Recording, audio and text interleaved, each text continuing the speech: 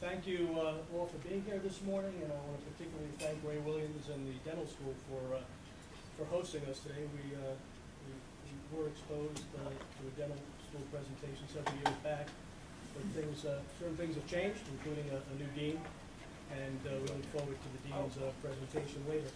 A couple of things. First is that I'm pleased to report that on May 5th, which is this coming Tuesday, the SUNY Board, State University of New York Board, will meet at Stony Brook University in order to ratify the search committee and council's recommendation and the interim chancellor's recommendation for the next president of Stony Brook University. So that will be on May 5th. The SUNY Board will be here on campus. There's a pretty full day planned for Dr. Stanley, including the board meeting and a press conference at 2 o'clock, and through the good efforts of several people, including Howie Schneider and Yvette Sanjak and their team of technology folks, and Eric Kaler, our provost, that will be live streamed video to various, every internet place you can get an internet connection. And there'll be some other remote sites where they're going to carry it on video as well, and that, Eric, I guess that'll be announced at some point. Howard, that'll be announced at some point. Yes, Monday. In the near future. Okay, great. That's terrific. I also want to take this opportunity, because I've never really had this chance in a public forum, because the seven-month journey is really a rather private journey and a confidential journey up to a certain point. And I never had the opportunity to really thank the search committee and every man and woman on that search committee. I don't have to tell you folks here, because many of you have been associated with a search, and you know the time and effort that it takes to do and conduct a successful search. So 20 men and women, several of whom are on this council: Commissioner Gallagher, Dr. Benedict, Diana Weir, and the late Jeffrey Akita, our student president, who is now coming in. Thank him, and Gene Durant as well, for their efforts. I want to particularly thank our president, Dr. Kenny, for her advice and counsel during this process. I don't think anyone really knows until this point how many times I really did reach out to Dr. Kenny, because I never did this before. 14 years of university, I've never done it before.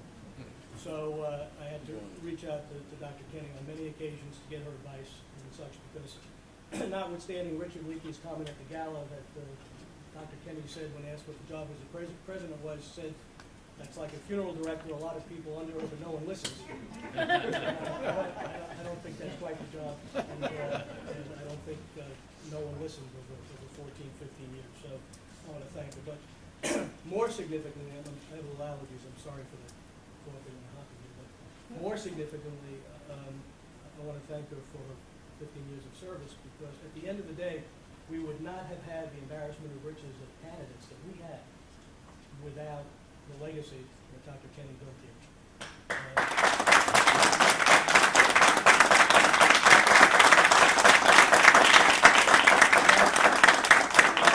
Without exception, every man and woman who was nominated and who we saw could not say enough good things about the national and international reputation that Stony Brook enjoyed, and that is what sparked their interest in coming in and talking to the search committee. So without what Dr. Kenny did, none of this would have happened. Along those same lines, we were planning on doing this at commencement, and we are going to do it at commencement, but as far as I'm concerned, there aren't enough times that you could do it, and that is to recognize Dr. Kenny's efforts with the highest honor the university has to give, which is the University Medal. There are honorary degrees, which you all know are given out at commencement, but those are SUNY-wide degrees recommended by the campus, ratified by the SUNY board, and they're given out at commencement. The University Medal, which is bestowed by the council, is the highest honor that the university itself can bestow. Now, it would take, and I know that the whole write-up here for the council and others has been written up at Dr. Kenny, so we could be here for the next 3 days and go over all of Dr. Kenny's remarkable accomplishments and her legacy, from membership in the AAU, which is extraordinary for a university at this age, to improving SAT scores, enrollment, the physical environment of the campus, just on and on and on and on. And I know I'm missing probably 300 things. But again, it is worth doing twice. And like it's like the groom at a wedding, he gave me this, here it is, Yeah. So, Charlie, we're gonna do this at commencement, but I know some of the council members, most do come to commencement, but I know, some aren't gonna be able to be there. So I didn't wanna miss this opportunity for the entire council to be here to bestow this medal on you. You do not have to stand up, and I will not, don't even have to drape this around your neck unless they wanna take a photo of it somewhere, but, this is the university medal, and we could not be more appreciative and thankful. And the gala, by the way, for those who you were there, was an absolutely phenomenal tribute to Doc, and a fun tribute. I said to Shirley, 30, 35 years going to these dinners, and this has to be one of the top 2 or 3 in terms of fun, just pure fun. And that's the way Dr. Kenny wanted it to be, and that's the way she's really conducted her tenure here. Not taking herself too seriously, and which is really really one of the qualities of a good leader. Great leader, not taking yourself too seriously. And so, Dr. Kenny, Shirley, thank you personally for your friendship. I love you, and thank you for everything you've done for the university.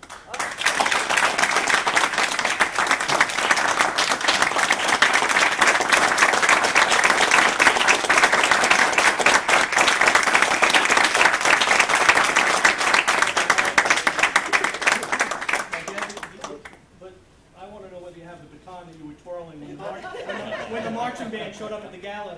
Dr. Kenny was twirling her baton, and she didn't look like she lost many steps there, so we were very happy to see that.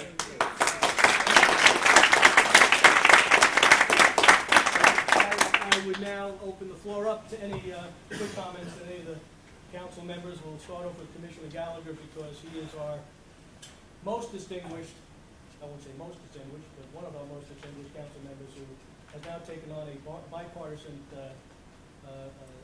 tenor, being appointed to the transition committee to the Brookhaven town supervisor, and it really is a testament to his expertise and his team, in which he is held by across the political spectrum. Thank you. What am I supposed to say? No, John, no pressure. How long have you been in public service? I know, I was going to say, I was born in a log cabin. Well, I go back to Johnny Hall's days with this university. I was a member of the Citizens Advisory Council, and actually chaired that council before I became part of the Stony Brook Council. So I've seen them come and I've seen them go. And I have told people, and I'm sure you've heard this, Charlie, that of all the presidents that were here, they each had their own distinctive flavor and each contributed to the university. But no one, I think, could tell second rank. You can hold second rank to no one because of all you've done. When I first came here, it was like Mud City, Yes.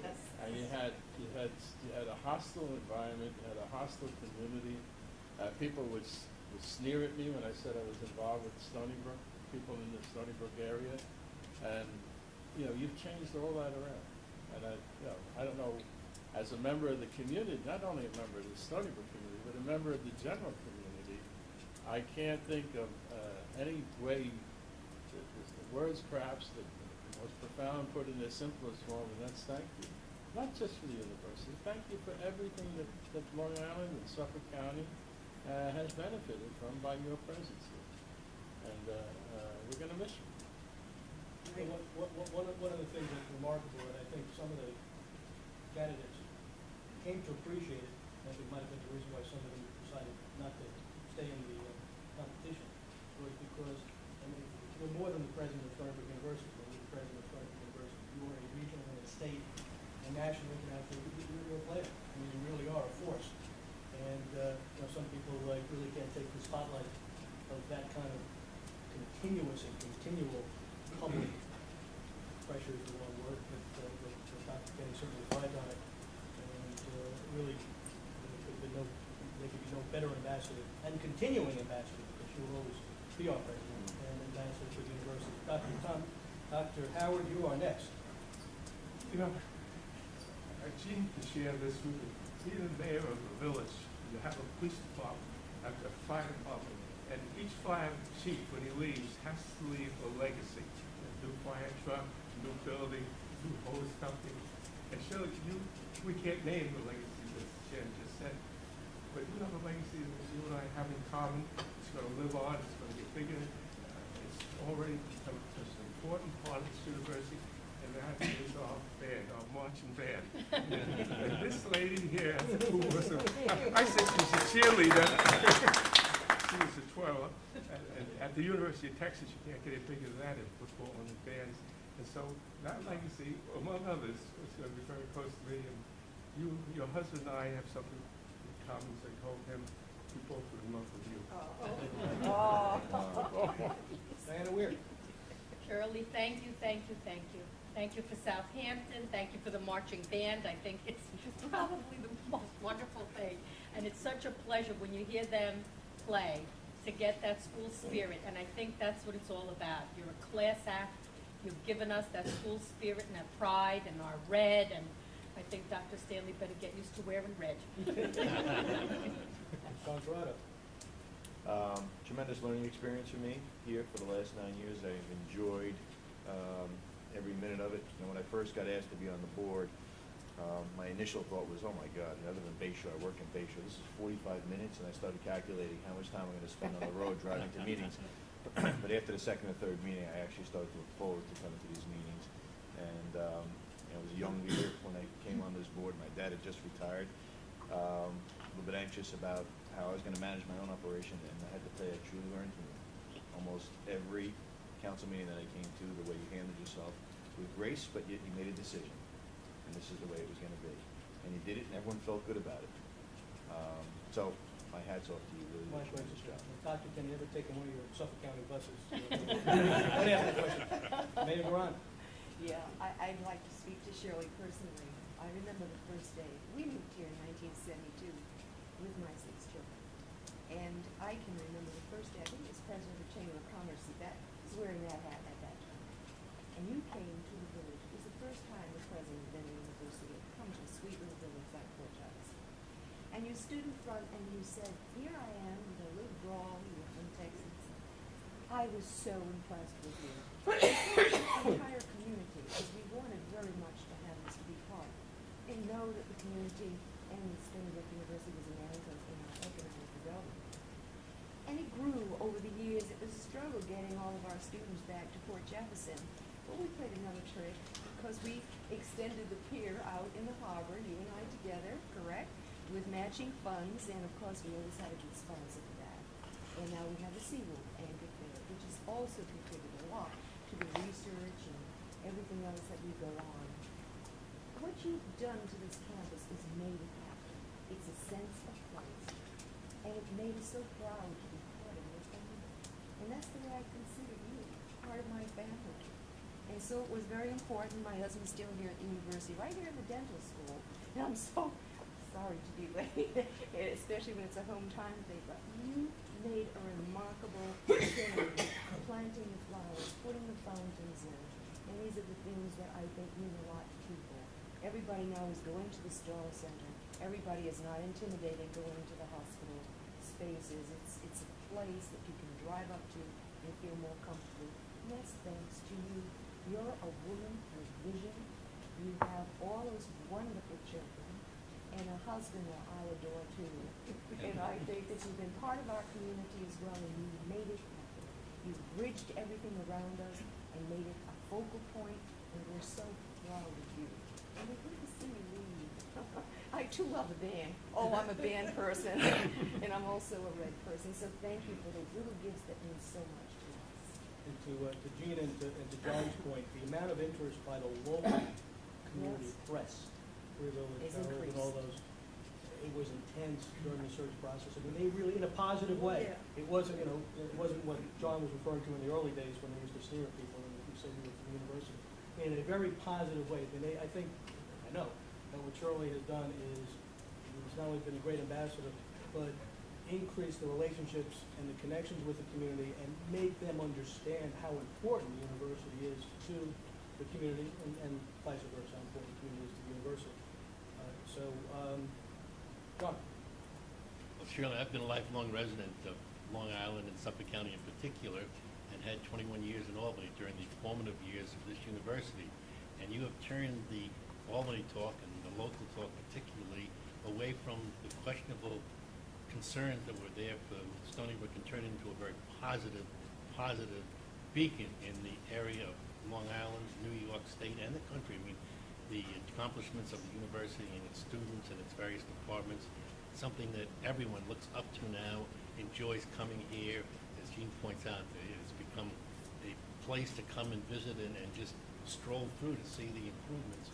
And the attitude of the students, the attitude of the staff is so professional, and yet it's been done with such charm and grace and accomplishment. So I just thank you for all you've done, and our best wishes for many, many more happy accomplishments. And thank you. Flynn. Shirley and I arrived here at Stony Brook around the same time, and over the years I've seen a definite improvement in the esprit de corps of the council. I remember sitting next to Shirley at one of the meetings, and there was a woman on the roster, and I said to Shirley, you know, if that woman walked through the door, I wouldn't recognize her, because she never went to the meeting. Shirley said, I wouldn't recognize her either. But I think that that was one of the earliest memories. Do you remember that? But I've always enjoyed Shirley's company and Robert's company, her very charming and talented husband. And I remember Shirley giving him a little car. He got rid of the car, though. He doesn't have the car anymore. No. Oh, you had to be, oh, okay, good. He got a van with the paintings in it. It didn't fit in a little car. Oh, well. But I've had nothing but fond memories of Shirley here and at Sunwood, and I have no regrets. Thank you. Our student government president, Jeff Akita, who was on the search committee, and I want to thank him and Liliana Naden, the graduate student president representative, because, you know, we all realize the enormous time commitment being on the search committee was, and when you're a student, you know, and running student government, it's even more difficult. So Jeff, thank you, and I will allow you to say something nice about President Kenny. Anything bad that the students have to say over 14 years, you can't say. Well, most of you have known President Kenny for so long, but I just got to know her not too long ago. I want to say thank you for making me choose Stony Brook. When I was going through my whole process, I was looking at a couple of things. Is it close to home? Is it affordable? Will I be able to say I went to this university come 20 years from now? And I can proudly say I am going to be a product of Stony Brook University. Walk around this entire globe and proudly say I graduated from Stony Brook University. That's my university. That's what we did. I remember that. And I'll probably send my kids over here, but that's okay. But I really want to thank you, because if you didn't do the things you did, I don't think I would be able to say I want to go to Stony Brook. I would have chosen some other institution over Stony Brook, which would have been a bad choice. But I really do appreciate that. Thank you very much. Okay, one of the points that that Jeff made is a point I consistently make, and that is, all the wonderful things Shirley's done. It's making this a place where, at the end of the day, what are we doing? You know, we're educating students to go out into the workforce and to be employed, and that has, a lot has to do with what the outside community perceives a Stony Brook degree is worth. And I tell you, you know, I was, my twin sister and I were sitting right there, Ann and I graduated back in '78 here, and all these years later, when you say you attended Stony Brook University, it just gets better. It just gets better because of the work she did, and giving that degree more and more value. So all the alums appreciate that, and I'm going to ask our current president of the Alumni Association to finish up our little tribute by making a comment. Oh, absolutely. You know, of course, I echo all those sentiments, President Kenny. As you know, I wasn't part of the mud era, but I was part of the blacktop era, where it was Right. just concrete everywhere. And I have to say, I think every single person who I know who comes back to campus or who asks about how things are now to the Alumni Association is so proud. And I think that's part of what we feel is really your contribution and legacy for our university. Most of our students who come here look back at their time at Stony Brook and think it's the best time of their life, right? It's the time where they had fun, they learned the most they could possibly learn, and they feel like this is their family. They come home to Stony Brook. It's an extension of their home, as Jeff said. And so on that note, I just want to thank you for that, and also let you know that all of us are here grateful, very, very grateful for everything that you've done to make Stony Brook such a phenomenal place for us to be proud of. Well, in this era of transition, and we're undergoing several transitions, one obviously our president in Washington, and one here at Stony Brook. And we have another transition going on, and I want to speak to that, and that is at the UUP presidency. John Smith, who's with us today, who's done just a spectacular job working with Dr. Kenny and making sure that the interest of his membership is protected, and that's an important role to play in the dynamic that happens between the university and in fact, between all the staff that happen here, staff at the university. And John will be stepping down, and Artie Schertzer, a good friend of mine for a lot of years, I guess has been elected. Artie, you didn't, that was a fair election, right? I just wanted to make sure that was a fair election. And, we know each other a lot of years, so I had to ask that question. There was no monitors or anything though necessary. Well, Artie Schertzer, who's in it, I mean, he bleeds red. I mean, Artie loves Stony Brook University, works every day to improve the university, and we're proud that one of our own, the Stony Brook alum, is now the head of the UUP. So Artie, thank you, and we look forward to working with you to continue the great things that we do at Stony Brook. And President Kenny will have 1 month. Yeah. They didn't Well, someone, speaking about one or 2 months, I think Howie Schneider mentioned to me, all these unanimous gifts that are being given to universities with women at the head of them that we're reading about. Howie said, right. make sure you tell Shirley she has 2 months, she has a couple of months to get in that game. So that's your next mission, Shirley. A couple other quick things, because Jean Garan always mentions to me that I failed to do this. We moved the minutes from the last meeting. I don't want her to remind me again, so let's move the minutes without objection. Second. The last thing I want to do is, when I went over the search committee, and thanked the search committee publicly for the work they've done, and they're again 20 men and women, and phenomenal people at the council, Jim Simons, Rich Gelfond, who played such a pivotal role in attracting Dr. Stanley to Stony Brook. I'd like to enter, I'm not going to read all the names, but I would like to enter the names in the record as though read, so that there is a permanent expression of appreciation by the council for the work they've done. So without objection, that's going to be done, and now for our wonderful president.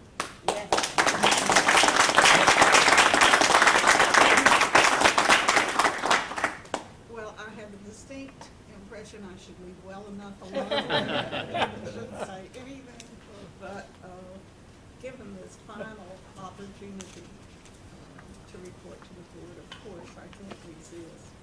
And let me begin by thanking those of you who were on the presidential search committee, because I think you did a wonderful job. I know it took forever in terms of how much time you put into it, but nothing could be more important for the university. So I just want to thank you for a job very well done. Let me talk a little bit about the budget issues. You know, while I do that, and I'll say a thing or two about the gallery, but we put at your desk the little, they gave out some of my writings, some of my, I guess, more personal writings at the event, but we only had 2 copies of the program left, so let me just pass that around so you all who were not there can get a sense of the program, and then I'll take them back at the end because we only have 2 as I go on and give my report. And I'm going to start with the bad stuff, i.e. the budget. Let me just briefly remind you that what Yeah. happened on the budget this year is that the state took a large chunk of money from SUNY, did not take the same chunk of money from CUNY. Then we requested that we be able to have a tuition increase, and they agreed to that. And then they took, for this spring, by the way, CUNY did not have a tuition increase in the spring, but asked for it in the fall. Ours was $620 a year, theirs was $600. So for the spring, the students at SUNY paid $310, half of that $620. And then the state took 90% of it for the state coffers, with the understanding that next year, 2009 and 10, they will take 80% of the $620. Now that meant that this spring, our students paid $310 more, of which $31 went to their education. And the other $279 went to the state deficit. And, you know, I've been through lots of budget crises in this state, but nothing has angered me in the way that did. It is, to my way of thinking, a tax on the students of public higher education.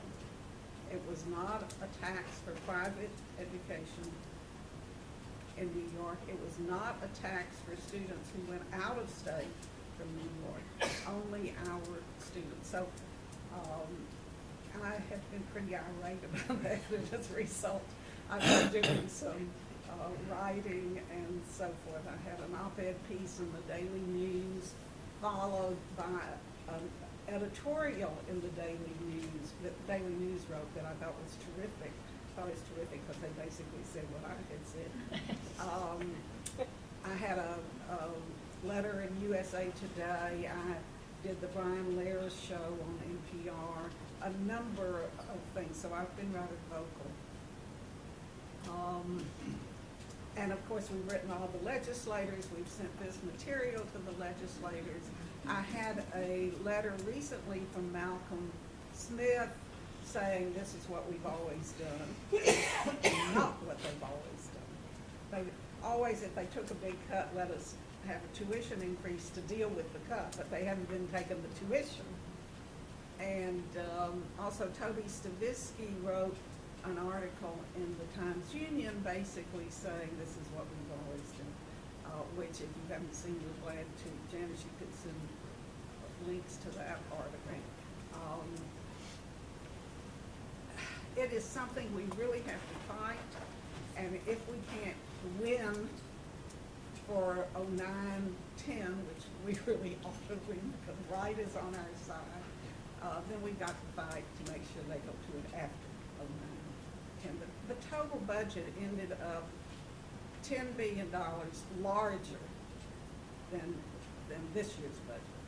And, you know, they just don't need to take it on the back of the students. So that has been going on politically. I think it's a big battle. I think that the faculty, the students, the parents, we all have to get behind it in a way that lets our government know this is unacceptable. The state got $2.5 billion of stimulus money for education. And I was greedily looking at, you know, thinking, well, we ought to get about $500 billion for higher education. SUNY and CUNY got $40 million between, it was actually 38 million.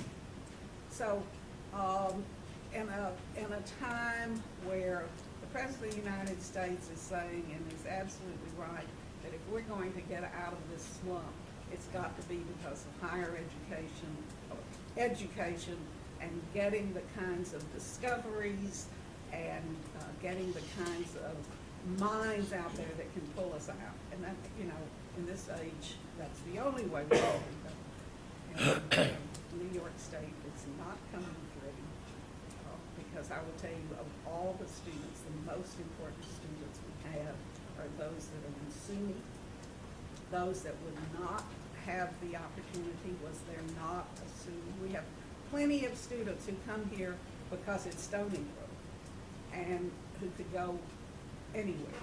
On the other hand, we have plenty of students who do not have an opportunity for a world-class education were it not for student in Stony Brook. And we cannot let those students down. So we got a big fight. You notice I haven't gotten out of the habit of saying we, but there's a big fight out there, and it is an important fight. And we've really got to make it right. So that's the bad news. By the way, Senator LaValle, Senator Flanagan, I haven't talked to Steve Engelbright, but I know Steve enough to know that they're 100% in agreement with what I just said, and are very, very supportive. The other political news I wanted to mention is that Senator LaValle is supporting a bill like the UB 2020 bill for Stony Brook to give us more flexibility, so it'd be less expensive to run. It will be much better run operation if we don't have to go through all the rigmarole we do to make small purchases and, you know, all those kinds of things. In the end, if SUNY were able to set its own tuition, as many state universities are, I think most state universities. In fact, I don't know any place else where the legislature sets the tuition, although there may well be other institutions. That kind of thing would be enormously helpful too. So there's a lot to be done.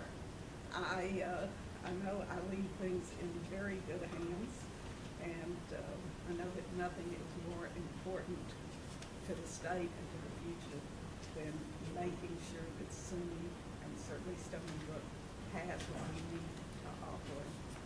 And I want to give just a little bit of good news to temper that. First of all, we have 2 more National Academy members. John Morgan, who is going to be the director of the Simons Center, and Barbara Jacek, I can't pronounce it, from physics. So that's a real coup. Needless to say, we have almost all, well, by far the majority of the Academy members in SUNY. I think Buffalo has 3. And I'm not sure whether anybody else is. So, and we have 11, I believe. So we should be very proud. Secondly, one of our faculty members, Claire Gray, in chemistry, just is head of a group that got a $17 million 5-year project from the stimulus package. She works on lithium-ion batteries, and you know that's a very program. One of our students was just one of the 19 runners-up in the USA Today Academic All-Stars. Very high, very prestigious. We just got a Guggenheim. The gala that we talked about raised $2.2 million. Almost all of which, because they're very good about doing it economically, will go to scholarships for students. And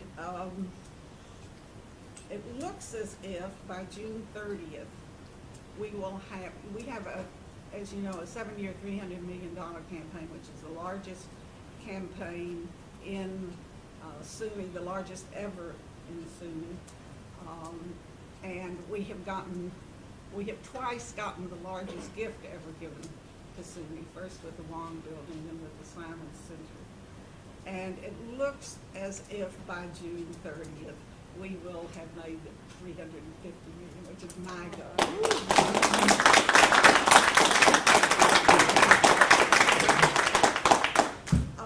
I brought, just for fun, because Emily in my office was just sending me some data, and I won't talk about this, but it is kind of fun. These are just some data about what's happened in the last 15 years, which was a period I was interested in, and you should recognize that. So, and I think there may be enough for the members of the audience to have comments as well. So I won't talk about that. I'll just mention one thing. She told me, and I was truly startled, that I have been president while 46% of the degrees and certificates have been. Wow. That's amazing. That's pretty amazing. Yes, that is amazing. And finally, I just want to thank all of you for all you have done for this university. You have been just wonderful. You've been here with us. You've really done a tremendous amount. I think you have been the council of this university at a time in which we had a lot to do, and you've been right there making it happen.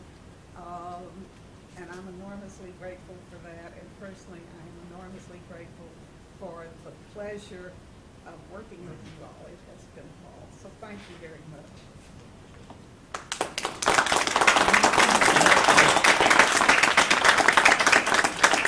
Just one other thing I neglected to mention. I want to publicly thank a couple other individuals who during the search process really gave us support and logistical help and whatnot, and that is Dr. Steve Strongwater and Dr. Richard Fine were enormously helpful, as was Dan Malucci, who's not here. Dan, at a certain point, we had to involve Dan to talk through some of the budget numbers so that these people didn't come in and on day one say, the budget's what? Where's all the money? So, and you know what? It's interesting because everyone understands, notwithstanding the challenges, and there are dramatic challenges which Dr. Kenny mentioned and which we need to address, and including the tuition issues and the percentage that's being given to the university. But notwithstanding the challenges, budgets do change. It might be a new economy, and there might be a new way of thinking things through. But these people, including Dr. Stanley, enormously talented. I mean, they're used to dealing with challenges. This isn't the first challenge they've met in their life, and they did see the information Dan gave them, and they still wanted the job. So it had to be, there had to be something said for that. And Steve Strongwater was very helpful in talking them through the hospital issues, and Dr. Fine on the medical school issues. So thank you very much for that. Okay, now we'll get to some of the reports now. Diana, sorry. Can I just say one more thank We're gonna you forget. to Susan Hines and George Meyer for I knew I was gonna unbelievable forget something herding important. cats and keeping us on track and getting us where we had to get and making all the arrangements. I thank you, thank you, thank you. You guys were the best. I apologize. It's a pleasure. Without George and Susan.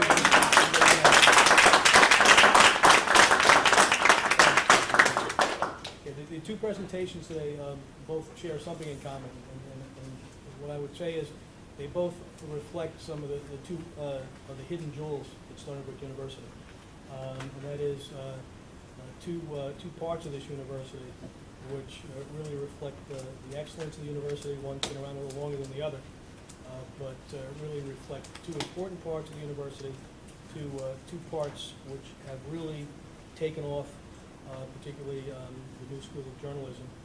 And Howie Schneider, who makes coffee nervous.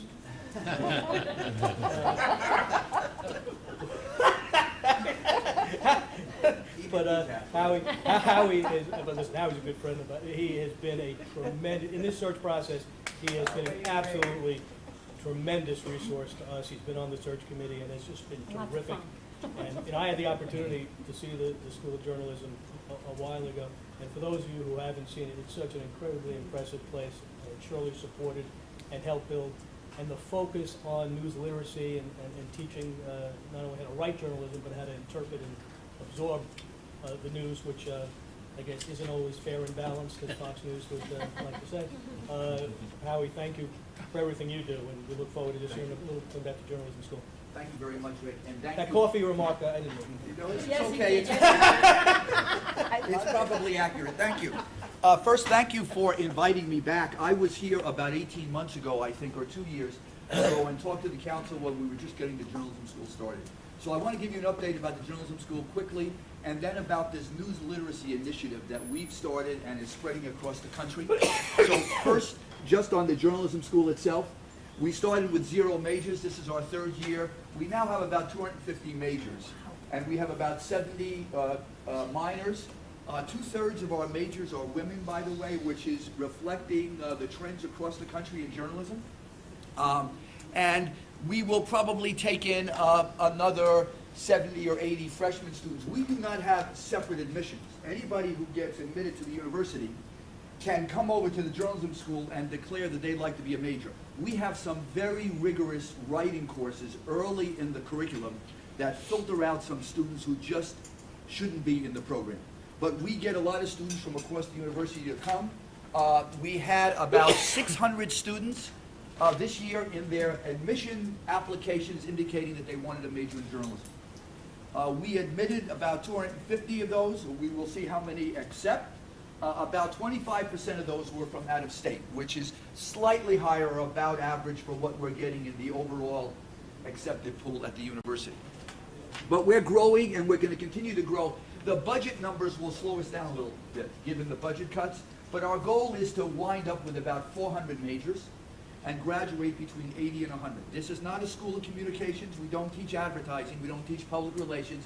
We are committed to producing the next generation of journalists in America. And that's our mission.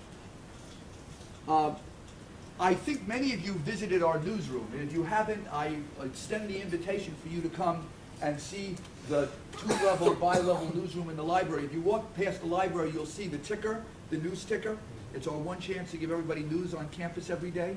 And if you'd like to come by and see the facility, just let me know. But since I saw you last, we also built a broadcast studio in the Educational Computer Center. You know that building that looks like a bunker opposite the Javits Center with a big dish on the top. And we have a state-of-the-art broadcast center. Channel 55 donated their anchor desk. We actually picked it up at midnight. A bunch of students showed up and brought it here and repainted it. We have 3 cameras. And pretty soon, I think by next year, we'll be starting to do regular broadcasts for the campus. We were honored because we had the president come by one day and sit at the anchor desk, for those of you who are at the gala, and try her hand at being a news anchor.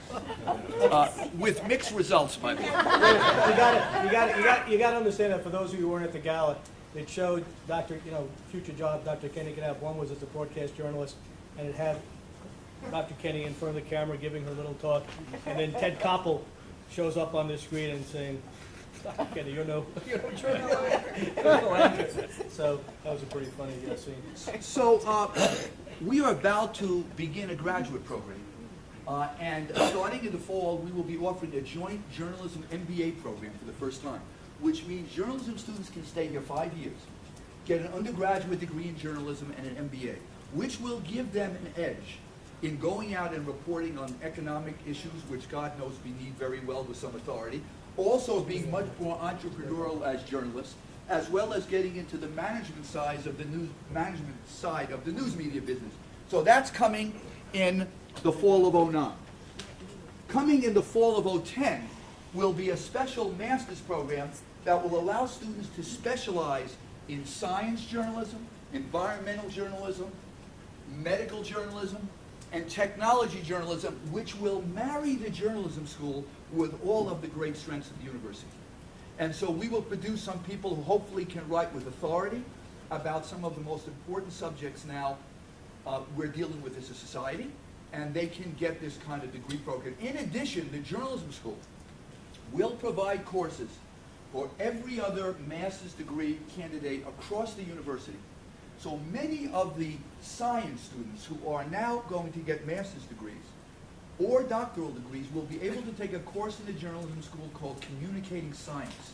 So they will be able to communicate more effectively with the public, with the press, and with public officials about the kind of work they do and what it means to us in terms of our public policy implications, whether it's stem cell research or climate change or radiating food. And we have just gotten, I shouldn't say this too loudly, we just got an earmark, a federal earmark. Of course, we're not allowed to talk about earmarks. It's not held in high regard. We just got a $215,000 earmark, the School of Journalism, this was Obama's omnibus budget bill, for creating the first center in the United States on communicating science. This is a broad initiative that will involve Cold Spring Harbor, Brookhaven Lab, and goes far beyond the journalism school. And at some point, the council may want to hear more about this. Alan Alder is also heavily involved in this. So at some point, we can talk more about this. But it's a very interesting initiative. Nobody else in the country will be doing what we're doing in this area. We will be sending our first students overseas this summer. We're sending 20 students to China, and they will be going down the Silk Road. They'll be taking a bus 250 miles into the heart of China. They will be reporting on what they find and broadcasting it back to us on a website. We are partnering with Tsinghua University in Beijing. Their dean of the School of Journalism will accompany our students, and they will have some of our work up on their site in Chinese. So it'll be an interesting marriage, and for the first time, we'll begin to partner with that, with another university. Some of you know Bob Green, many of the members of the council. Bob Green worked at Newsday for a long time. He was one of the great investigative reporters in the United States. He won 2 Pulitzer Prizes for exposing corruption. I lured Bob out of retirement when we started the journalism school, and he wasn't well. But he persisted and came and actually taught up to 2 weeks before he died. He actually came to his last class in a wheelchair and refused to stop teaching. In those final months before he died, he was working on a program with me to create a boot camp, a summer boot camp for the best and most talented high school journalism students on Long Island, where they'd come to Stony Brook. They would live here for a couple of weeks, and they would be exposed to some of the top journalists in the metropolitan area, and they would learn some skills, and they would be inspired to be the next generation of courageous, smart, persistent reporters. He died without ever having seen that happen. But when he died, we were committed to pursue that dream. And so we have raised money.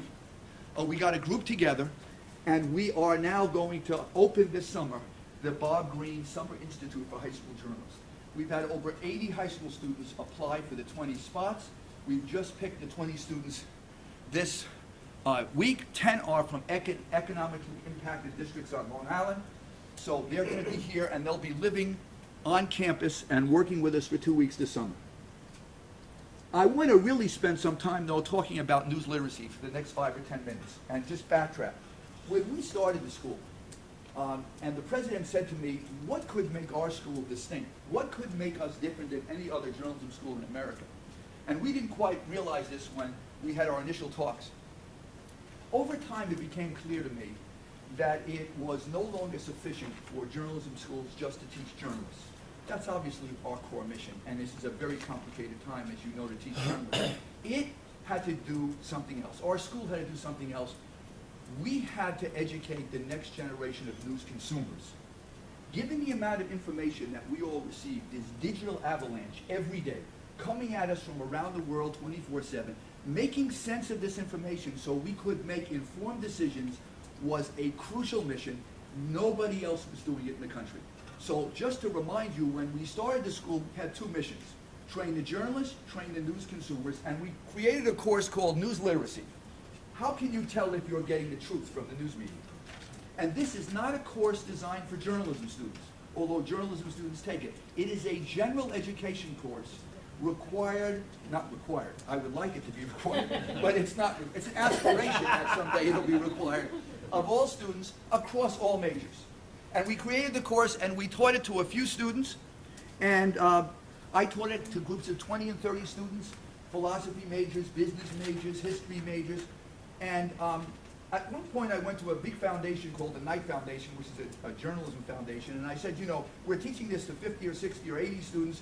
We really think we're onto something. Nobody else is doing this. If you give us a little money, maybe we could expand it. And they came back and they said to us, we can't find any course like this anywhere in the United States. How much would it cost to teach it to every student at Stony Brook? So we told them, and they gave us the money. And then I went to the curriculum committee and said, well, we're ready to mandate this course. I was very naive about the academic course. We did not get it mandated, but we did get this course to be the only course in university history that in our general education requirements, you know, the students take these deck courses, all students across categories. This course is now in 2 of those decks. So students can choose to take it in 1 or 2 of our popular decks, And we are teaching it to thousands of students. Last semester, we taught it to over 1,000 students. And I want to run through very quickly, to give you a sense of what this course is about, so you'll understand, and then talk to you about what's happened in the last month or so. So, what is news literacy and why does it matter? Just so you know, it's the ability to use critical thinking skills to judge the reliability and credibility of news reports. This is a course about citizenship and critical thinking. This is a course about making sense of all the information we get. And the key here is to define what reliable information is. When I first started teaching this course, I talked about finding the truth, and that was a mistake. Because the very first time I said that, a hand shot up in the class. And the student said to me, "What do you mean by truth?" Philosophy major. Right. And they are big troublemakers. Okay. So we really talk about reliable information. And what I mean by reliable information is actionable information. How do you know when you watch television, you go on the internet, you read a newspaper, you're getting information that's actionable? It allows you to make a judgment, reach a conclusion, or take an action. Or is that information insufficient, incomplete, flawed, in a way that I can't act on it? And I don't have to tell you how important this is now with the swine flu story, for example, and how we have been hammering that in class this week, looking at all of these reports and what is actionable. And three big questions: what do you know? How do you know it? And what don't you know? And we give the students critical and analytical tools to figure that out. So, what's real? Last semester, of course, we had the campaign, which was a goldmine for us on misinformation and disinformation that's floating around. And some of you obviously saw this in all the Obama is Muslim. Some of you may have seen this of Sarah Palin, for example, which was all over the internet. I got it one weekend. Here it is, showing up. You know, there she is, a gun-toting, etc., and all over the internet. And of course, that was photoshopped. That was photoshopped from this photo and was sent everywhere. And there are ways you can tell. And we talk to the students a lot about that. And it's not only some of the deception, it's in the campaign. You've got Obama saying, that if you would just adjust your tires, we could save as much oil as we would gain by drilling offshore. And McCain saying, that's ridiculous. And so we say to the students, okay, you get these competing points of view in the campaign. How do you know, if you care about this issue, how are you going to know as a news consumer who's right? And we tell them how to pursue it, where to get the information, so that they can make an informed decision as much as possible. Why does it matter? It matters because if you get the wrong information, you're going to have a skewed view of the world. A third of Americans believe that our government knew in advance or actually conspired in the 9/11 conspiracy. I know this is hard to believe. 16% believe that hidden explosives brought down the Trade Center. 19% of Americans still believe that Barack Obama is a Muslim. So if you're not going to information sources, if you're not critical, a disproportionate number of these people, by the way, only get their news on the internet, where you have this flood of both reliable and unreliable information. So it's crucial for students, it's in their self-interest, as well as the nation's self-interest, for us to get information right. And we're going to hammer that home so they understand that. First lesson, I'm just going to go through 2 or 3 of the lessons that we teach. This is a 3-credit course, 42 hours. So even with a little caffeine this morning, Rick, I can't do the 42 hours in 10 minutes. First thing I discovered when I started to teach this course, I said, well, I'll begin to tell students when they go ahead and they access the news, how can they tell if what they're getting is reliable? They can't find the news. They confuse the news with propaganda, with advertising, with entertainment. We're getting so much information across so many lines that the very first lesson we teach in this course is, in a 24/7 digital world, you have to know what information neighborhood you're in. And if you don't know what neighborhood you're in, you're going to get lost. First step, when you're getting information that's coming to you, where am I? Okay, in this world. And so we have the students go through, I don't know what that is. Can we get that? Yeah, you can push there.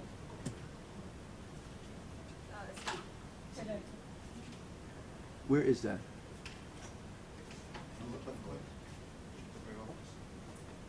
The left click? Okay? Okay, thank you. This is a grid we give them. And the grid is an evaluation grid, in which they look at all these information neighborhoods. They look at news, propaganda, advertising, publicity, entertainment, and raw information, and they look at the difference between these and how you can distinguish. And we give a lot of examples, and we force them to go into news in lots of ways and get lots of examples. In understanding this grid, it's kind of a foundation for the whole course. And you can see that eventually, using a lot of examples, they fill it out. We watch television. We watch Jon Stewart together. 25% of the college students, he's their primary source of news, by the way. So we all watch Jon Stewart. We talk about other things. Students ask me, you know, is Michael Moore a journalist? Is Oprah Winfrey a journalist when she goes and she interviews victims after Katrina? Can I get journalism on YouTube? And so we begin to have them in this early part of the course work on this. Okay, so we give them 6 clips on YouTube. You've all been on YouTube, hopefully. 100 million news clips they have.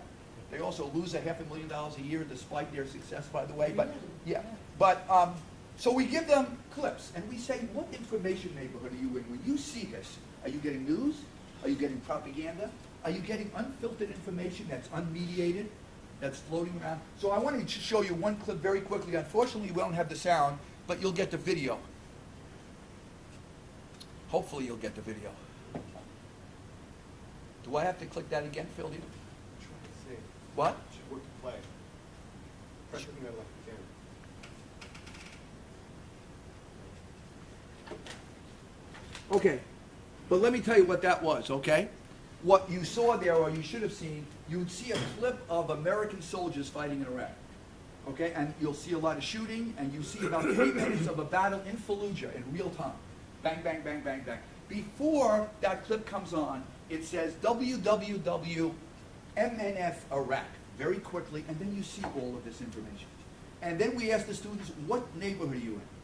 And they'll say, well, I'm in the news neighborhood. This is the battle in Iraq. No, it's the unfiltered neighborhood, because I see a lot of this video, but I don't know who's doing it. But in fact, www.MNF Iraq is the Defense Department channel on YouTube. So that video is coming from our own government and its Defense Department. It can't be news, because it violates one of the 3 requirements that you need to know that you're in the news neighborhood. And if you can't find verification, independence, and accountability, we tell the students you're somewhere else. It's okay. You want to be entertained? You're in the entertainment neighborhood. You want to have publicity or advertising, but you're not in the news neighborhood, and you're careful. Second lesson, we have them go into stories and assess evidence. Think about how you yourself go in and look at things and how easy it is. And one of the things we do, case studies. We do a case study of Katrina. In those first days after Katrina, I don't know if you remember the reports, that 10,000 people were dead, that 40 bodies had piled up at a convention center in the middle of New Orleans. Those bodies, by the way, they were victims of murder. There was a young girl in that freezer who had been raped and who had her throat slit. These are the reports, first day or two. If you remember, what did that convey to the country? New Orleans is out of control. Civil order had broken down totally. In fact, none of it was true. There was never a body in the freezer. Never. How's that possible? Lots of reasons that happened. The reporter, who absolutely was mortified, went back and re-interviewed every single person. How could we get it wrong? And he talked to the 2 National Guardsmen guarding the freezer, who told him by name that there were murder victims in the freezer, and they said to him, oh, we got this information from somebody else. The 2 guards before, we never looked in the freezer. The reporter says, the biggest problem I ever made in my life was not opening the freezer myself. 2 weeks later, a student gets up in news literacy talking about a totally different story, nothing to do with, and says, I never saw the reporter open the freezer. The freezer was open part way, but I didn't have enough evidence to make a decision about the story. So the metaphor of opening the freezer, by the way, becomes one of the great metaphors in this course. The last class, we give everybody a button that says news literacy, open the freezer. The first 2 semesters, before the budget cuts, we had 2 freezers outside the lecture hall. We had these 2 big freezers outside the lecture hall. And as the students came up, they opened the freezer, no dead body, and they had ice cream. So we tried to have them remember that lesson. 2 more lessons and I'll kind of wrap up. one of the other things I just want to point out to you that has been growing in terms of the importance. 80% of the students come in, like most Americans, and in this initial survey we give them the first day say, the news media is biased. They have a political bias. Some feel it's conservative, some feel it's liberal, just like their parents do, by the way. Most of the students do not understand the word bias. They don't understand how it's different from fairness. They don't understand how it's different from judgment. They don't understand how it's different from opinion. We spend a lot of time. There can be bias in the news media. How do you find it? How do you spot it? What's the definition? And then what's the difference between news bias and audience bias? One of the greatest obstacles to becoming a smart news consumer is overcoming your own inherent biases. And we have the psychology department at the university has collaborated with us for this part of the course to give us all of the research about how our brain operates. And we are resistant to information that challenges our own belief system.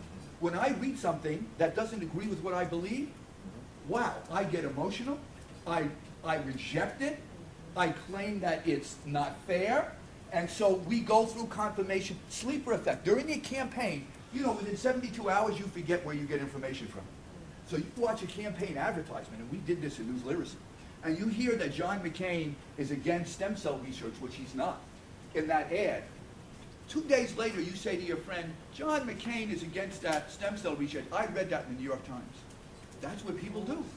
They begin to attribute that now. So we raise students' awareness levels, and we have them practice. Whenever they get very emotional about a story, okay, we force them to turn their critical thinking part of their brain on, and we have them answer a bunch of questions about a story. And by the way, they have hooked up Democratic brains and Republican brains, and they're studying how they process political information. And they discover that when people get information that challenges their own belief system, only the emotional center of your brain works. Your critical thinking never goes on. So we have to practice. I have an assignment for you. I know I'm not supposed to do this, but Rick, I'm giving everybody an assignment. If you have not been to this website, it's run by Harvard University. It will tell you in 5 or 6 minutes if you harbor any implicit biases. I won't tell you how they do it. It's very interesting. So Google this.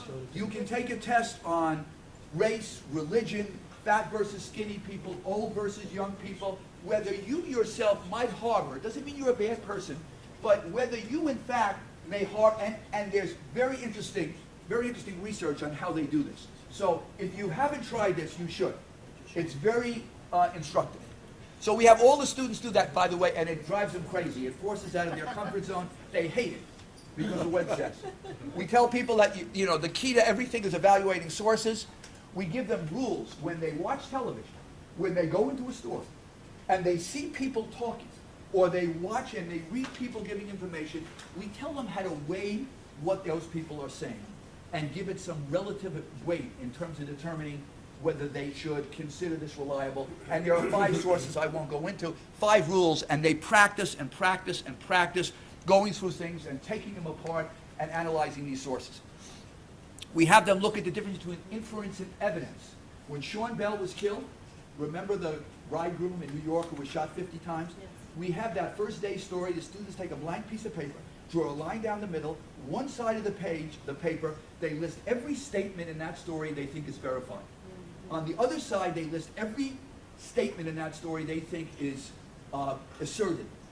And then at the bottom, they tell us what they know and what they still don't know. So we give them analytical tools to do that. We go through sources. And just going to end with a couple of things, because even though these skills are transferable across mediums, the principles we teach you can use for television news, you can use for newspapers. On the internet, where most of our students are going now, we discover some interesting things. On the internet, where people search for news more and more, they don't go directly to a site. We discovered after a semester or two, we're teaching now 3,000 students we taught. So we're beginning to learn about our own students in ways that no other university, I think, has. They confuse rank with reliability. So when I search for news, and I get a whole list of things, I search for swine flu. By the way, if you search for swine flu on Google, what's the top rated? What's going to come up first? I did it yesterday. What's going to come up first as the information source? Wikipedia. CDC is second. So you can see people confuse rank with reliability. To give you an example, we show them this site. We say, go to Martin Luther King. MartinLutherKing.org, by the way, is the third most accessed site when you search for news about Martin Luther King. And the students say, okay, it's run by the KKK.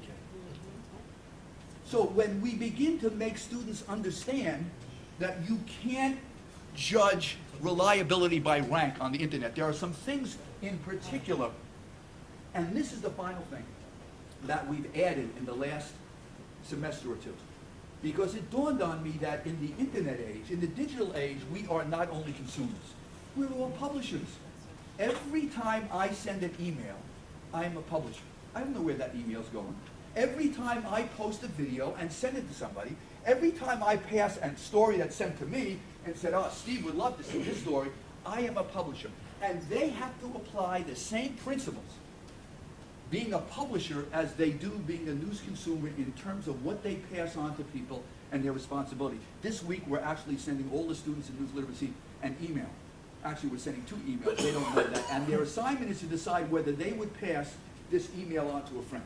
One of those emails is very reliable. One is not. They don't know anything. They just know they're getting an email from me. And I asked them that question. So that's one of the things we're doing. Since this is not a required course, and since we're committed to teaching 10,000 students, there's kind of a marketing challenge here. Even though it's a deck, I need to try to get lots of students. And by the way, we are committed under our grant to teaching 10,000 students. We are testing a group of those students before they take the course, after they take the course, a year after they take the course, 2 years after they take the course, against a control group of students here who never take the course, to see if it really makes a difference. But anyhow, one of the things we did is we went to the Roslyn Savings Bank, and I said to them, boy, wouldn't it be great to give a news literacy scholarship? It would be terrific for our students. And so one student each semester in news literacy wins free tuition the next semester. They've given us money to do that. So we give them, as part of their final exam, an essay that they write. Anybody who gets an A on that portion of the final goes into a pool. We have 3 professors that judge those essays, and somebody there is the first young woman who won free tuition last semester. So that's been helpful. It drives a lot. Last thing, here are the 10 things we leave the students with. Always know what information neighborhood you're in. In the news neighborhood, differentiate news from opinion, a big misperception. You can't jump in and jump out of the news. Journalistic truth is provisional, like science. You've got to follow a story over time because events change all the time. Evaluate sources. Always ask, did the reporter open the freezer? The internet rank and popularity do not necessarily mean reliability. Be open to information that challenges your own biases or assumptions, or you will never grow as a news consumer. You will never be open to reliable information. We practice. The digital age, we're all publishers. Be an aggressive news consumer. We do a lot on television. We do a lot on almost every platform, and make time for the news. And I'm not going to, I could obviously spend a lot of time on this. And I'm not, but I would invite all of you, if you would like to visit a class, or come by and sit in on the lecture next semester. We are teaching this course this summer in New York, in Southampton, at Stony Brook, and perhaps even at Brookhaven Layout, where there are about 100, I don't remember, if you remember, Eric, 150 interns from around the country. And we're offering this course to them so that we would teach it. Very quickly, most of the students think the course is excellent or good, although they find it hard and different than most of their other courses. In June, the president created a center here in news literacy so we could take the ideas that we're developing here and export them to other universities around the country, to high schools, and to the general public. And we had, in March, a news literacy conference, the first national conference on this subject here. We had representatives from 41 universities who came, interested in teaching this. We had Ted Koppel, we had Arthur Sulzberger here. We had 5 university presidents of universities, thanks in part to our president. And we had representatives from many foundations. The goals were threefold: share the information that we've done after 2 years, build a national community of interest around the idea of educating in the information age. How can we have students in the information age who can be citizens without these skills nationwide, and to plot some kind of strategy going forward. At the conference, LSU got up and Syracuse got up and announced that they will be the number 2 and 3 universities to take our course and begin to teach it there. Syracuse will begin to teach it next year, and so will LSU. We made a proposal that generated a lot of excitement and also some misinformation, and may have gotten some people even internally a little nervous. At the conference at the very end, I threw out the idea we have an incredible opportunity. Here we have this growing need to educate students with these kinds of skills at a time of unprecedented need, given the amount of information we have. We have universities and high schools. We have 40 universities who want to teach it. Many of them don't have the resources now. Many of them facing budget cuts. And we have the greatest diaspora in the history of American journalism. We have 21,000 journalists who have been fired in the last 18 months. Many of them extraordinarily talented. Why not marry those three things? Why not hire 100 of the most talented out-of-work journalists, bring them to Stony Brook, train them here, and then have them go out and partner with 25 other universities across the country and begin to teach the course. So I proposed that at the conference. There was a blogger who was sitting there, who, as I was speaking, blogged to the world, blogosphere, that, and this was the headline, Stony Brook to hire 100 out-of-work journalists. So by the time I walk across the campus, from the Wang Center to the journalism school, 500 jobs. my phone is filled, right, with out-of-work journalists, and I must have 36 resumes, okay? And when I call and try to catch up with this information and call the website, it's too late. It's viral, and that's one of the great issues. I got a call. I got a call. Yeah, Rick got a call. One of, we are living in a world in which information is viral. We're, virally viral about everything. And so, this is so crucial. Misinformation and information is great. But I will tell you that 15 universities, the provost or deans of the university have communicated with me that they would like to partner with us. So now we're trying to seek $10 million to make this project work on various fronts. We've also created a partnership with an institute, the Big Journalism Institute, an online institute that provides online course to journalists. And they have partnered with us, and they're putting our news literacy course online for the general consumer. We have our first course. It's a 3-hour course on how to be a smarter TV news consumer. And it's online, and it's going to be unveiled in a couple of weeks. We've gotten funding so far, over $2 million for news literacy. We think there's a lot more money we're going to get. Ford Foundation has given us money for the center. We've had 8 high school teachers here last summer training in news literacy. They went back to Long Island and started introducing it into their high schools. We're going to probably have double that number from 3 states here this summer doing the same thing. Our goals, 10,000, export the curriculum, create a course for the general public. We'll probably have a lecture series here for the general public sometime in the fall. And I just want to say that it's appropriate, I think, that I'm here at the president's last meeting. And I don't say this to curry favor. There's no need to curry favor. She's going away. So none of this would have been possible without the president. She has been the driving force in all this. And so I think one of her most important legacies will not only be the physical journalism school, but be the next generation of reporters and news consumers in America. And I thank you very much.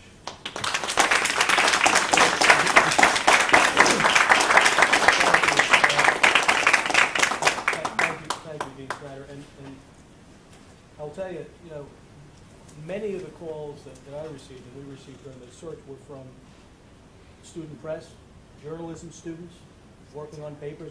Yesterday, I got a paper from a student who was working on a senior paper in journalism about Dr. Kenny's legacy and the transition, and they asked some very good questions about how that stuff works. So it really is a testament to the great job, Howard, you're doing, and we thank you. Also, I said to Shirley when you talked about cutting, I don't know if that's true or not, but cutting the freezer, cutting the budget.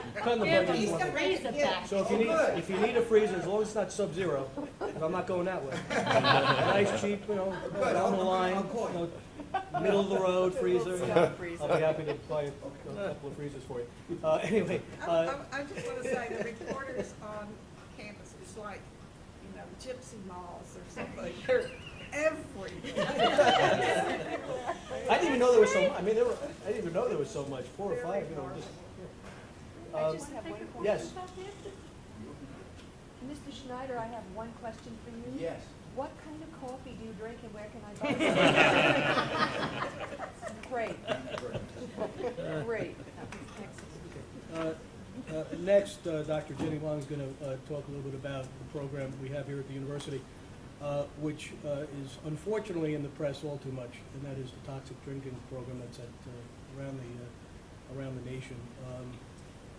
I know, my son's a freshman in school, and I get the student newspaper, occasionally, and you open up the front page, and you see the blotter, this guy got stolen, the computer got stolen, or this got stolen. But I would say 50% of that are EMT visits to dorms to deal with incidents of just drinking too much too quickly. And so it's a real problem. In fact, because obviously I'm interested in the subject because I'm a freshman in college. But you see the press the other day, I think I'm right here, this 19-year-old woman who died, and they didn't know what the circumstances were. Now they've attributed it was yesterday's paper to toxic drinking. So it is a real problem at universities, and this is a wonderful program. There was an incident at Tennessee, not an incident, student lost toxic drinking. Thank you so much for inviting me. This program is really an illustration of one of Dr. Kenny's more intangible legacies that I think she'll be leaving. Last spring, one of our faculty members lost her son, who was just finishing up his freshman year at a different university, to acute alcohol overdose. And Dr. Kenny heard about that and spoke with that faculty member and got together with Milton Glaser to come up with a campaign, and her office contacted my area to come up with a curriculum and to bring a group of students together to really tackle this issue. If you take a look at the Student Affairs Division at the university and how robust it is, that is also a reflection of what Dr. Kenny has brought to the university.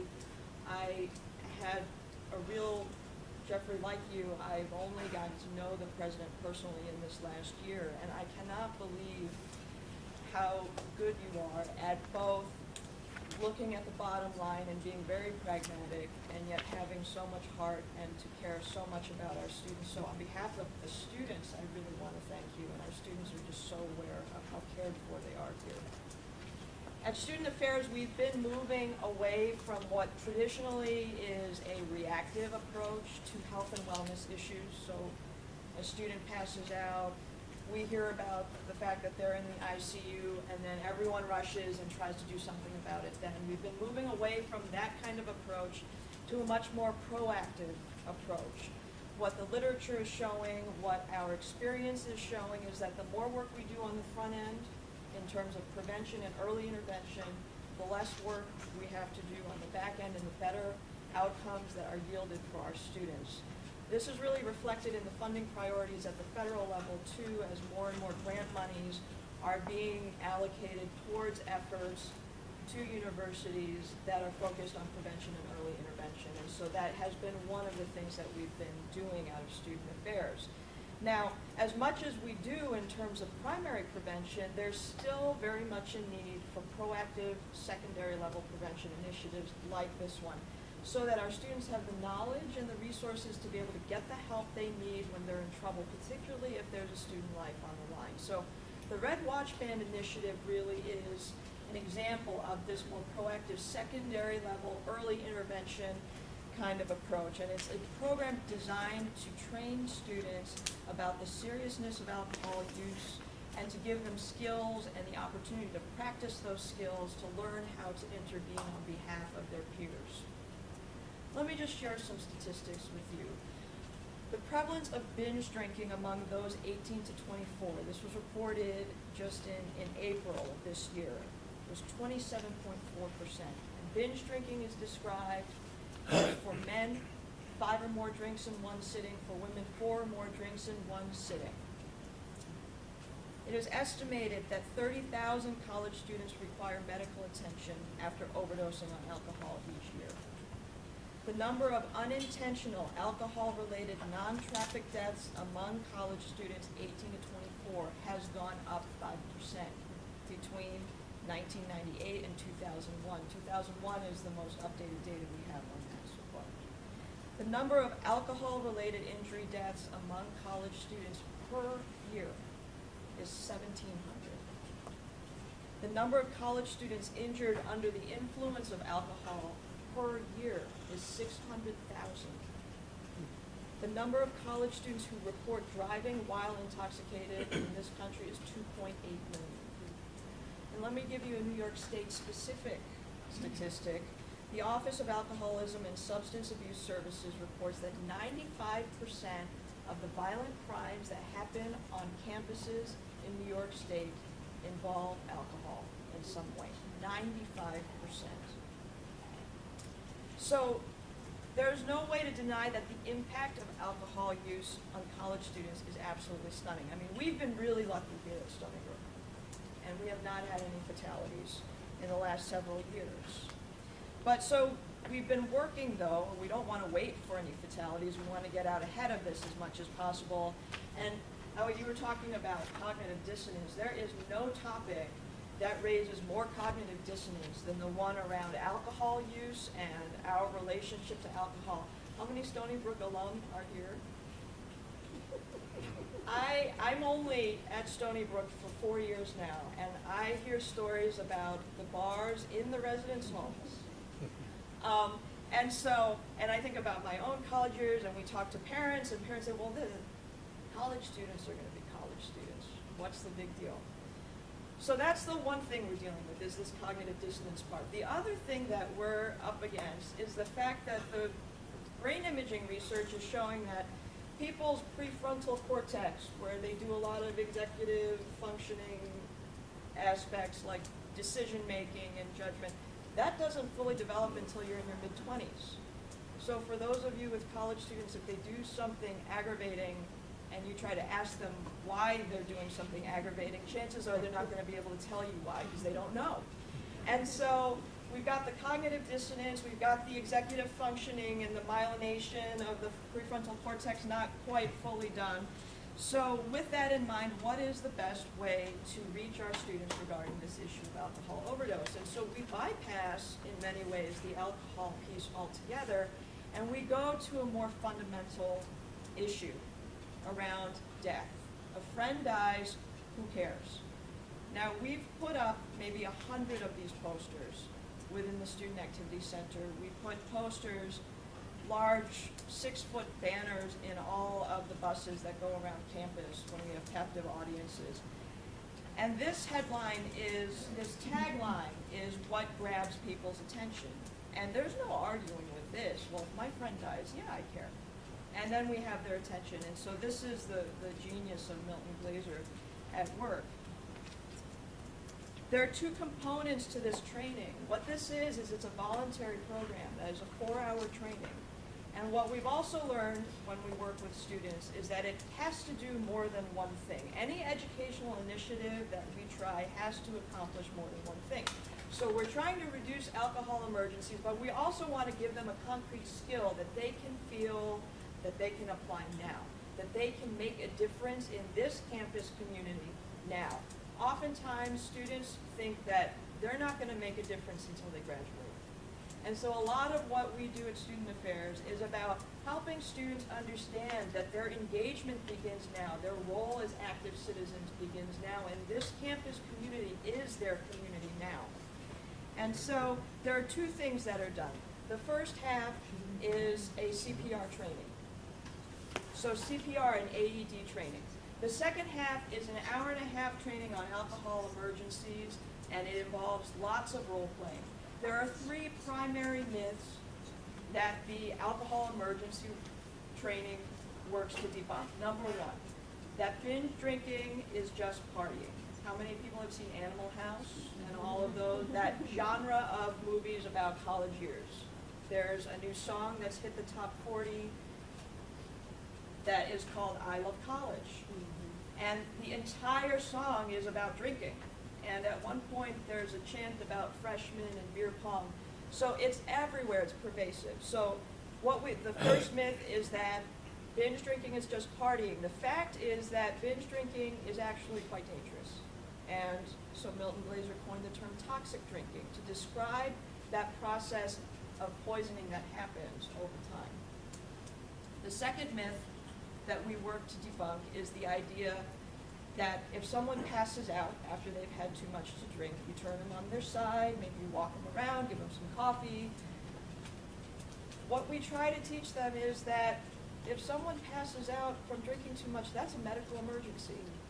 And we go into these trainings and we ask students, if you were just walking down the street and you saw someone pass out in front of you, what would you do? Every single person says, oh, you'd call 911. Okay, if you're at a party and you see someone pass out, how many of you would call 911? Maybe 2 hands go up. So we ask them, what is it about introducing alcohol then into this scene that makes us think that it's not a medical emergency anymore? So that's the second myth that we work to debunk. And then the third one is clarifying what the conduct code is at the university. We get this about, well, we don't want to get that person into trouble. We don't want to get into trouble. So we talk very much about how we're not about getting people into trouble. We're about wanting to have conversations with people if the university finds out that there's been an incident related to alcohol use. The other thing that we try to drive home is the fact that what's at risk is someone's death and life. So isn't it worth making the call? It's really amazing. As we've been going through the training, the average age of folks is about 19, 20. If you ask them in a group of about 20, how many of you have made a 911 call? Maybe 1 or 2 people. No. So even the act of making the 911 call becomes really critical because we do the role play and we have a peer educator playing the very inebriated person. Hello, I need an ambulance. Okay, where's your location? And all of a sudden we see students freeze. They don't even know how to identify their, well, what do you mean? I'm somewhere in the SAC. Okay, well, I'm in a bathroom. Well, they're, which side? East side, west side of the building? So even those details and those skills are skills that they are working on practicing. We launched this campaign in the middle of March, and as of today, we have 90 students trained. 90 students who represent student leaders, Greek life, or I guess fraternity sorority life, the marching band, athletics, peer educators. So if you just consider the fact that here are 90 students who are not only trained to respond for alcohol emergencies, but we have 90 more people in our campus community who are CPR certified and AED, trained in AED use. So there is another push at that proactive prevention piece. And our last training was last Friday, and even after that training, we are still receiving phone calls for students who are wanting to receive the training.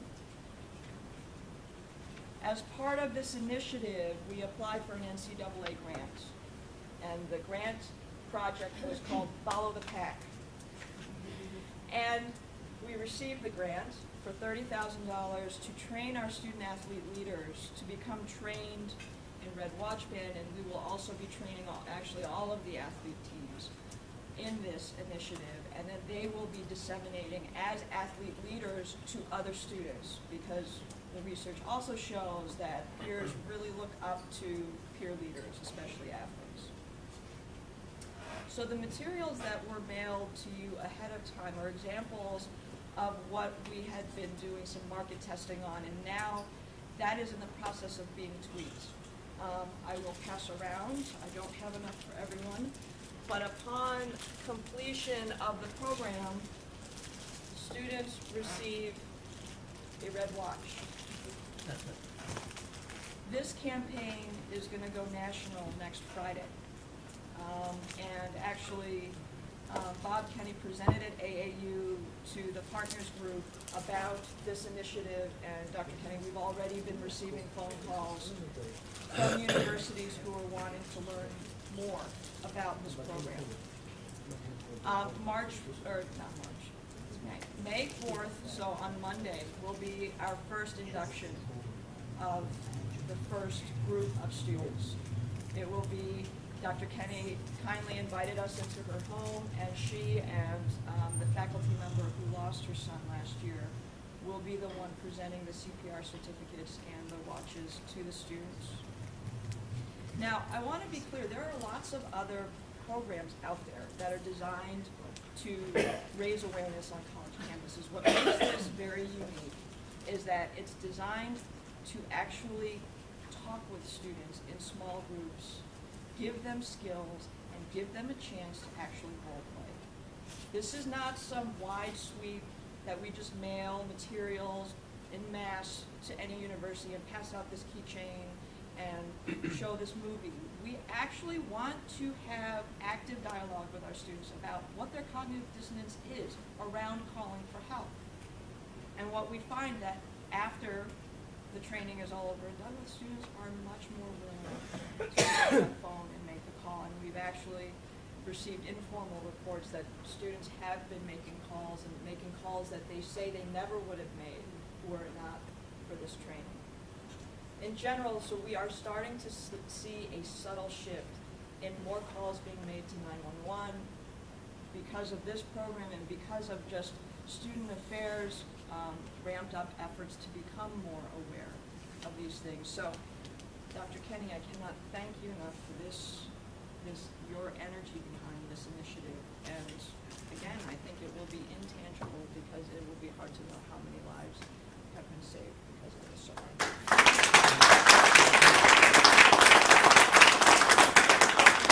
Sure, go ahead.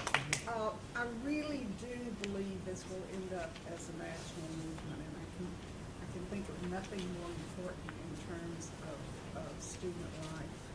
As Jenny said, Bob did present at AAU, and obviously getting AAU members aboard is a very good way to start. We're also going to look at, assuming it's an obviously logical place to go, and we are launching this national campaign.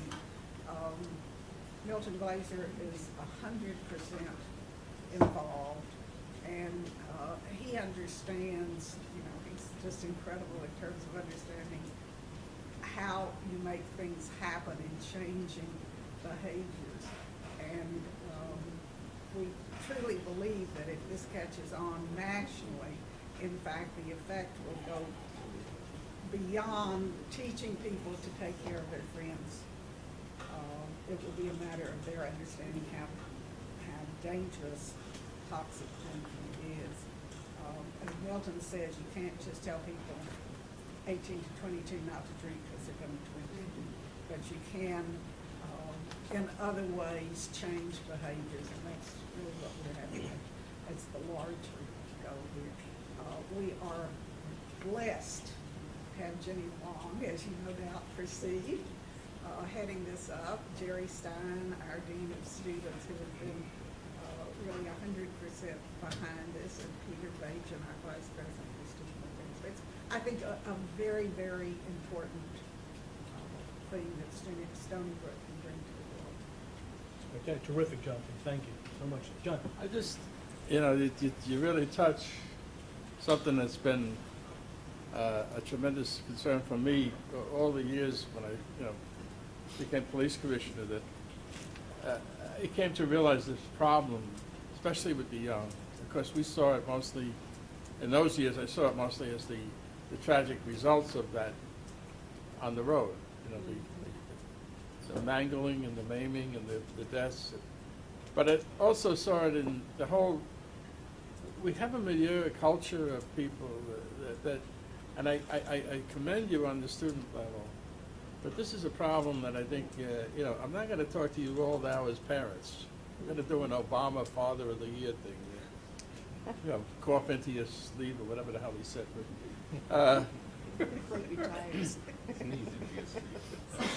I more than once heard parents say, when, I've heard through the cops who went to the parents' home and said, your son is in the emergency room.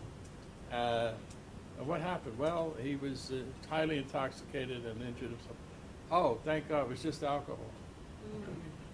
You see, the first thought is, well, it's not really a drug, but he drank too much. Well, that's the culture we've grown up with. That's the American culture. And I think if you can start with the students, maybe, look at what we've done with smoking.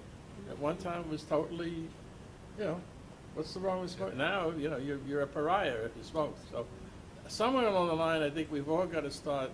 This is a great level to start at. Maybe this generation will, you know, transmutate their thoughts to their children about this is not acceptable drinking. Alcohol is, you know, not acceptable to use it the way that so many use it that unfortunately leaves them maimed or toxically involved. So I commend you, really, all of you, you know, and all your parents out there. Try to get that across too. It's not just a cute thing. It's not just the American way. And you know, I had 3 kids, and they all went through that period too. So you know, you have to try to get them. This isn't the really. It's not that great to drink to the point of being drink to excess. All right, I've preached Thanks. enough. Mr. Short, Gene. you know, I'm glad this is being contained on campus, but the problem does exist in a small village like when I was mayor. Because when it was holiday, Thanksgiving, Christmas holiday, and the college kids came in and had reunions in the local bars, it was really, really dangerous. And we knew it. We got more code, more Suffolk County police came down to help us out. So it was on their way home. So it's prevalent, and they like to celebrate life that way. But it should be a retraining program, even in our home bases, so that our local bars and restaurants get the same kind of training, Jenny, that you're doing here on the campus. Well, I just want to draw your attention to another startling trend, is that 27 to 28% of our kids are having their first real drinking episode before they're 13. Yep. So Younger and younger. I wish we could say it just starts at college, but it starts a lot earlier too. But if the perceptions are changed at college, will that make a difference for the kids? It will flow in. It will flow in. I think so. I hope so. Okay, thank you. That was a terrific presentation. I'll introduce the next subject by just saying what I said to Shirley and others around the table, and that is that when University of North Carolina Chapel Hill stole Dick Mann from us several years back, and Dick is a wonderful guy who showed up for Shirley's gala, which shows the character of Dick, but he's a tremendously talented guy that most people around this room know. You know, I said one day we will get back at the University of North Carolina for doing that. And then the search committee was in panel to find Barry Rifkin's successor, and Shirley did a wonderful job, and as did everyone in the search committee. And they recruited Dr. Ray Williams from the University of North Carolina Chapel. So I kind of reserve judgment a little bit because, you know, the guy comes in, you don't know. And then I've had an opportunity to meet and speak to Dr. Williams and those who know him very well. And while in this short time I'm not quite prepared to say we completely avenged Dick Mann, I'm pretty certain we have. And really, Ray in a short time here has done a remarkable job. I commend Shirley and the search committee for that effort. He has some of his leadership here, Dr. Golub, Dr. Cassine, Dr. Reiner, and the better looking of the twins, Dr. Nasty, my twin sister, Dr. Nasty is here as well. So I commend him for his effort. And just the title, Fast Forward to Excellence, just the title of the presentation, I think gives you an indication of what we have to look forward to at the dental school. And it is really one of the, as I said in the beginning, one of the hidden gems of this institution. So Dr. Williams, thank you for taking on the challenge, being Dean of Stony Brook School of Medicine. And thank you for being with us today and hosting us and making a presentation. Thank you.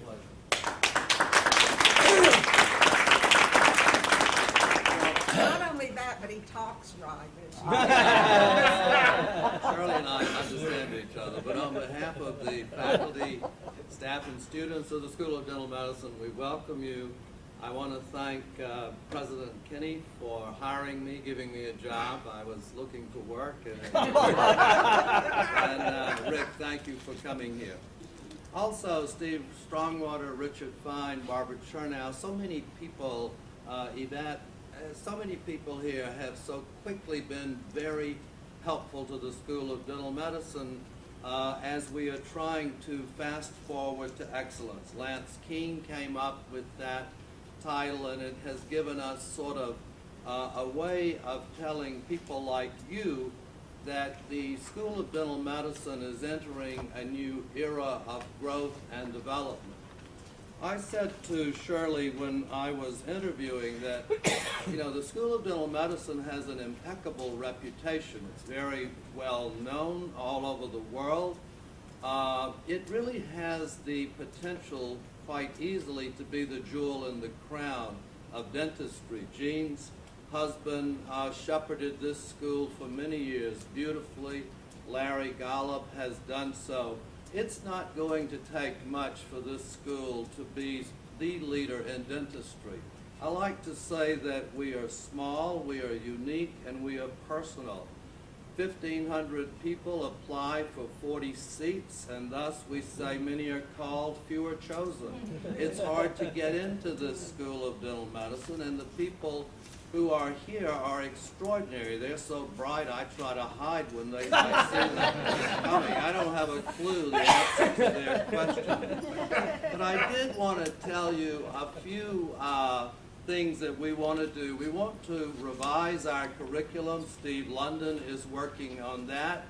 And curriculum revision opens up some fresh air and allows us now to partner with a number of our schools on campus so that we can begin to offer combined DDS, MBA, DDS, MPH, MD degrees. We already work with Richard with a combined MD degree, but we want to not just offer a dental degree, but we want very extended, expanded training. So we have our first student now at the business school.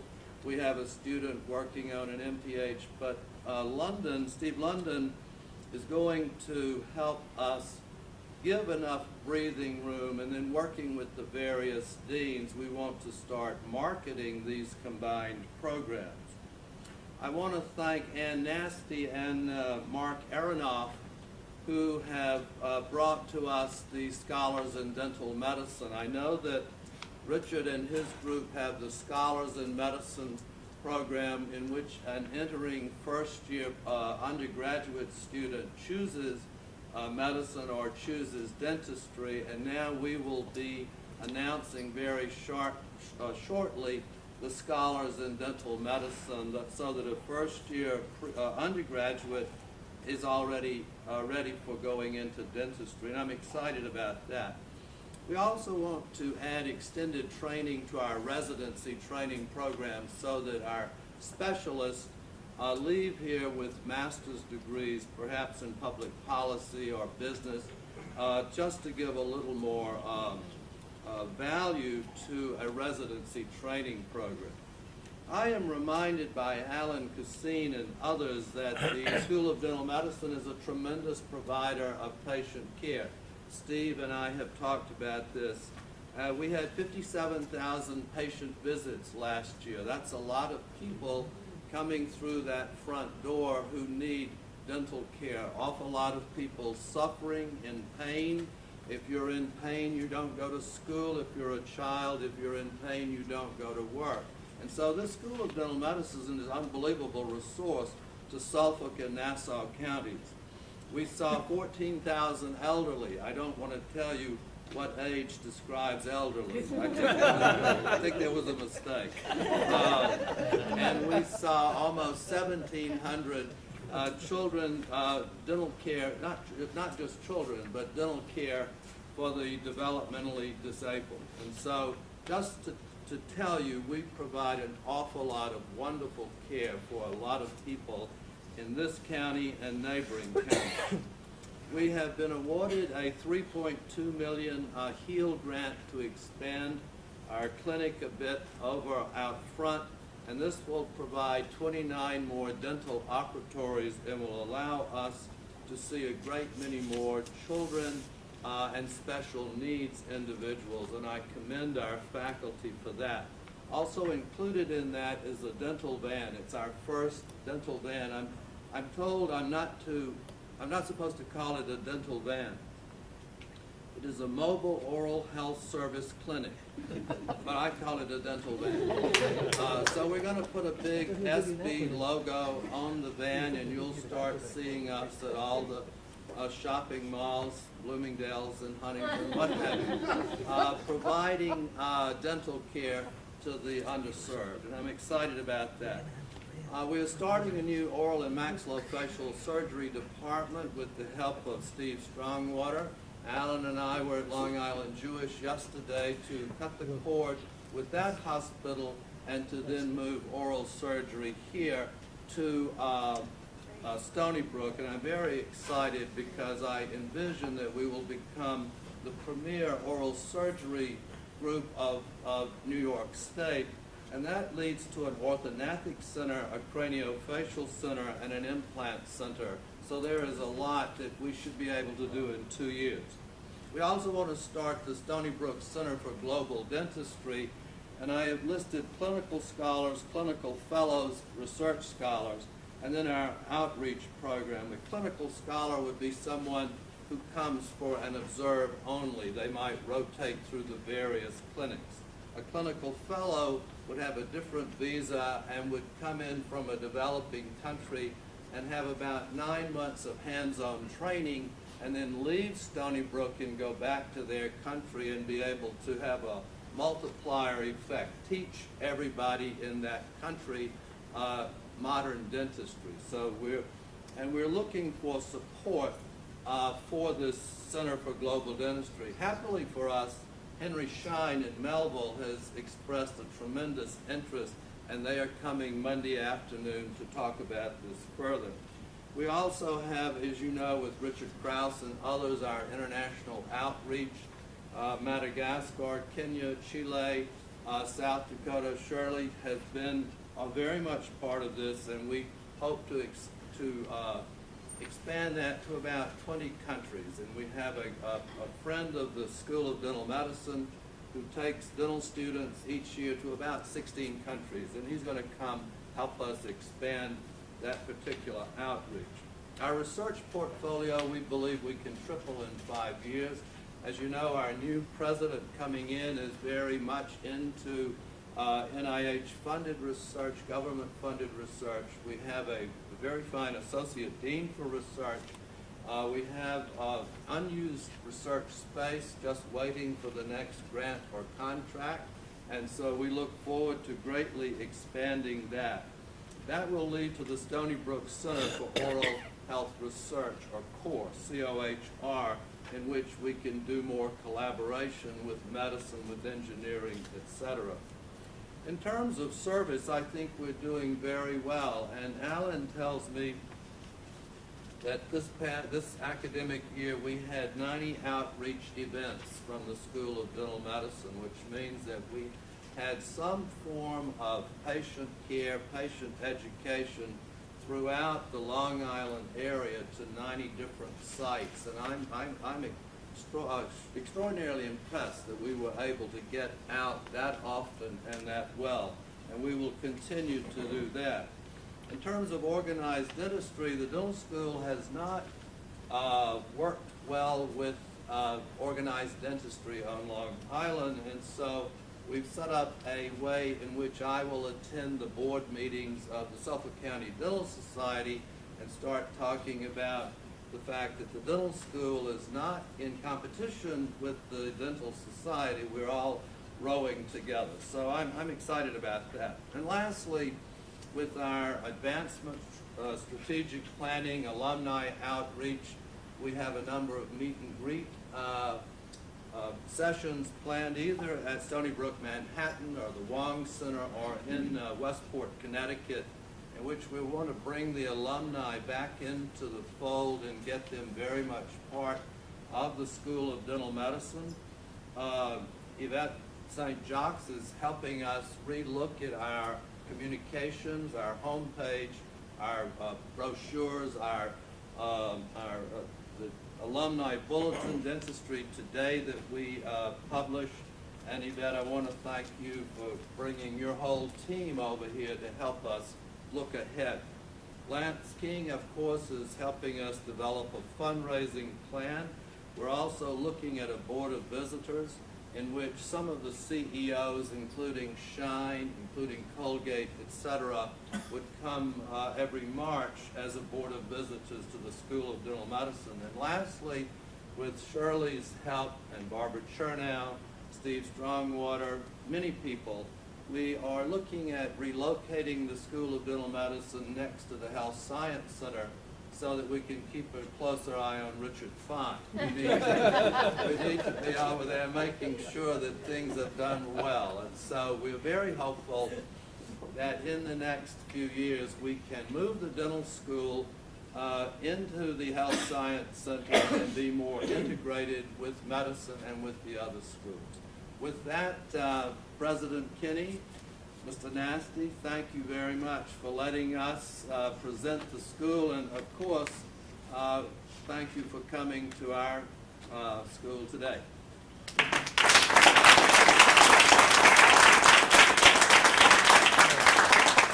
Dr. Williams, thank you. I guess part of that outreach program is sitting in front of us with the Yes. Colgate, with the toothpaste and the toothbrush. Absolutely.